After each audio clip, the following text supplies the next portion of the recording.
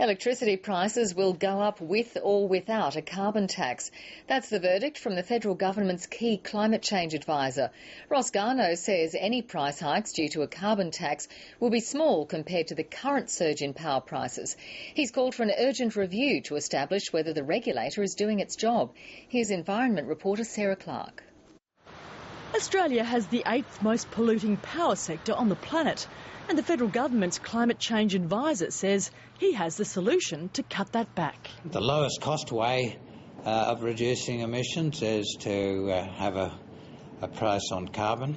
And in his final review, Professor Ross Garnaut says power prices will go up under a carbon price, but he says it'll be small compared to the recent price surge in electricity costs. The increase for the average household resulting from the carbon price would be about $4 or $5 a week. Under his plan, any price rise would be compensated by tax cuts and social security payments.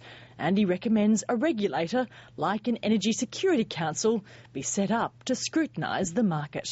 But Professor Garnaut is more concerned about the current setup, including the potential price gouging by power companies.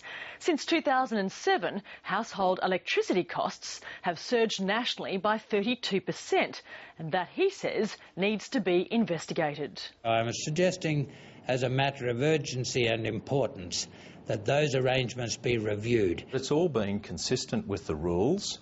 It's all been to make sure we have security and reliable electricity. As for compensation for the electricity generators, Ross Garnaut says that's not necessary, and that will mean some emissions-intensive power plants may close. If we are going to move to a clean energy economy, then we are going to have to retire the most emission-intensive or pollution-intensive power stations through time. This may be Professor Garnaut's final review paper, but his overall report will be handed to the government at the end of May. Sarah Clark, ABC News.